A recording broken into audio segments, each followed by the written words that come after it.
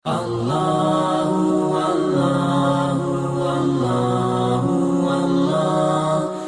saya mau tanyakan adalah ada isu baru nih Ustaz, masalah Islam Nusantara ini Ustaz. Ke Ustadz Khalid ya?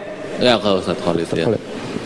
Itu sebetulnya apa sih latar belakang mereka itu, terus apa maksud dari adanya Islam Nusantara itu tersebut Ustaz? Di luar penanya. Terus gimana cara kita menyikapi isu-isu yang baru dari Islam ini sendiri Ustaz itu? Apakah harusnya Muslim itu Muslim Nusantara bukan Tara gitu ya? Nah itu aja Ustaz. Barakallah. Assalamualaikum warahmatullahi wabarakatuh. Waalaikumsalam warahmatullahi wabarakatuh. Gimana? Sebelum saya jawab, saya minta panitia kalau bisa disiapkan hadiah untuk yang mau syahadat malam ini.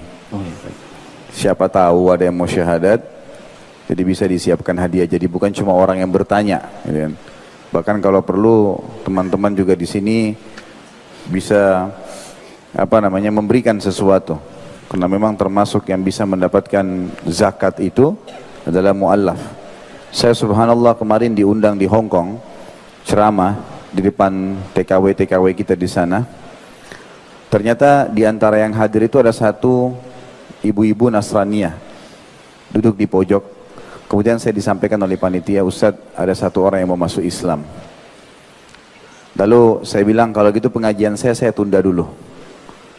Saya ingin langsung kepada ibu ini. Saya bilang, Bu, sebentar, apa yang saya pandu ibu untuk ucapkan syahadat itu, hitungannya di bawah 5 menit. Dan saya jamin setelah Anda ucapkan, Anda sudah seorang muslimah.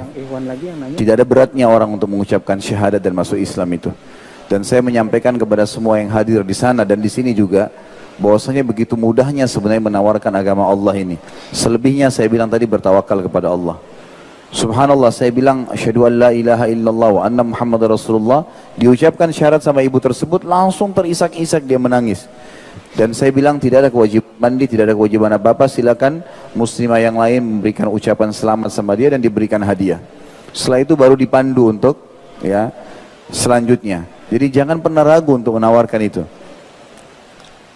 Saya akan jawab sekarang masalah Islam Nusantara ini. Kalau saya bahasa saya pribadi, ini orang-orang yang iseng, iseng, gak ada kerjaan gitu. Kita harus memiliki program Islamisasi Nusantara. Ya, Nusantara ini Indonesia lebih diislamkan, itu benar. Kalau Islam Nusantara berarti Islam yang mau dinusantarakan, nggak bisa, nggak mungkin. Karena Islam itu memang untuk seluruh alam semesta punya hukum. Semua adat, semua kebiasaan harus ikutin Islam, gitu kan? Harus ikutin Islam.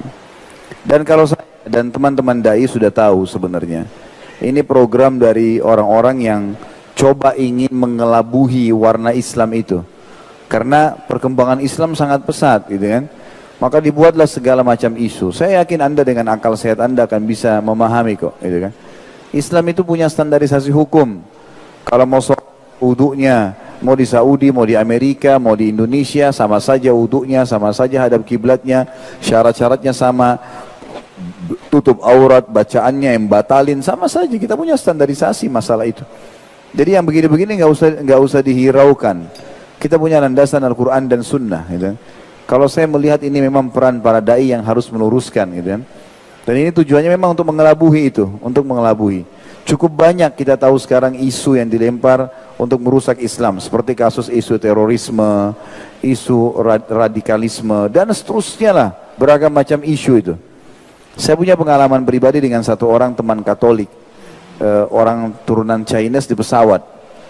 Waktu saya terbang dari Jakarta ke Surabaya, biasa kalau saya lagi di pesawat, saya sering nanya, kalau memang itu sesama jenis laki-laki, saya tanya, Bapak mau kemana? Mau ke Surabaya. Asal dari mana Pak? Oh saya dari Surabaya. Bapak agama apa? Dia bilang saya Katolik.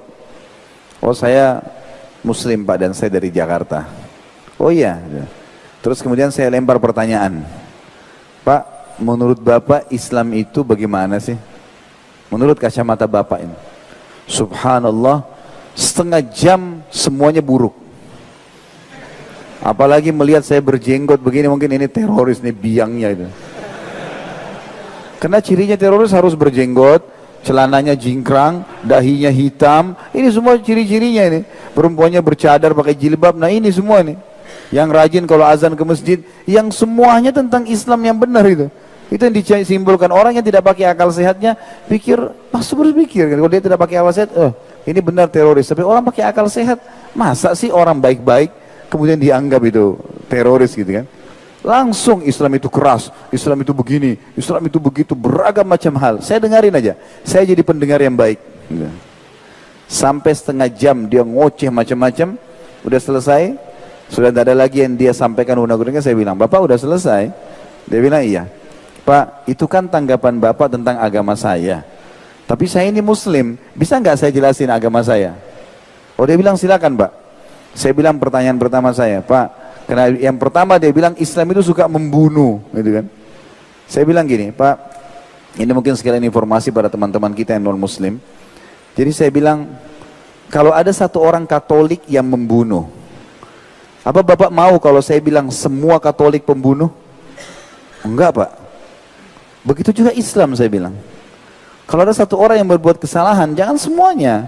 Kalau satu orang abri buat salah, satu orang itu jangan semuanya disalahin. Itu kan dengan akal sehat kita bisa tangkap, saya bilang gitu. Dia bilang betul Pak. Saya bilang iya, emang begitu. Karena Islam tidak pernah menyuruh kita membunuh. Apa Bapak sudah tahu dalam Islam ada konsep jihad namanya? Oh iya, saya dengar itu yang sering membunuh, digunakan untuk membunuh. Saya bilang bukan digunakan untuk membunuh Pak. Itu digunakan untuk menawarkan Islam dan membela diri pada saat diserang. Namanya jihad. Itu perang suci dalam agama Islam. Bapak sudah tahu belum dalam Islam, kalau umat Islam lagi berhadapan dengan musuh di medan perang, wasiat yang disampaikan Nabi kami Muhammad SAW dan juga para pemimpin ya, yang akan diwariskan para pemimpin perang semuanya, itu mengatakan tidak boleh bunuh orang tua, nggak boleh bunuh perempuan, nggak boleh bunuh anak-anak, nggak boleh bunuh orang menyerah, tidak boleh membunuh hewan-hewan, nggak boleh rusak tanaman-tanaman, nggak boleh rusak tempat ibadah, nggak boleh rusak fasilitas umum. Ini semua. Jadi kalau orang yang dibunuh yang melawan saja, selebihnya enggak. Oh begitu Pak, saya bilang iya begitu.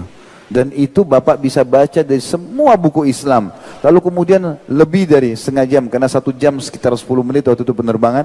Alhamdulillah dia memburukan Islam setengah jam, saya menjelaskan Islam itu malah 40 menit. Dan akhirnya dia terbalik semuanya. Apa yang dia tangkap dari saya karena penjelasannya secara ilmiah, saya berikan contoh-contoh. Tentu saya nggak bisa jabarkan semua di sini. Makanya dia bilang terakhir, begitu ya Pak Islam, saya juga punya Quran terjemahan di rumah gitu. Bahasa dia mengatakan punya Quran terjemahan di rumah, sebenarnya itu adalah sinyal hidayah dari Allah Subhanahu Wa Taala. Tinggal dia mau ikut syahadat atau tidak. Selebihnya kayak Dr. Philip tadi begitu bingung, beliau nggak tinggalkan agama Islam, beliau cari tahu. Dan tadi ada yang saya tangkap, yang terjemahan yang beliau sempat mengatakan pada saat beliau bingung dengan buku-buku fikih berkhilaf di antara yang disebutkan sebentar Hanafi sebentar Maliki, beliau mengatakan maka saya tiba-tiba mengambil sebuah konsep ya dalam hidup saya harus mengambil Islam dari sumber asalnya. Itulah kota Madinah, maka saya memilih kota Madinah gitu kan. Dan memang benar, belajar dari sana kita temukan sumber yang luar biasa gitu. Jadi saya kembali ke pertanyaan tadi, saya melihat ini sebenarnya upaya saja gitu kan. Dan Allah sudah menjelaskan dalam Al-Quran, Allah pasti akan menerangkan agamanya ini walau karihal musyrikun. Walaupun orang-orang musyrik tidak setuju, orang kafir tidak setuju, tetap agama Allah akan disebarkan olehnya.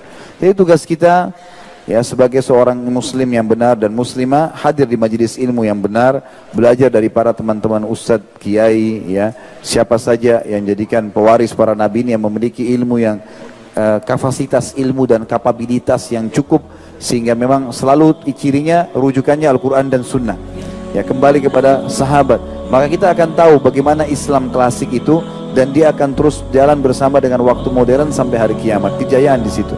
Dan tidak usah terpengaruh, tidak usah dibaca bukunya, nggak usah juga dicari tahu, karena nggak perlu semuanya itu hanya akan menghabiskan waktu kita sia-sia saja.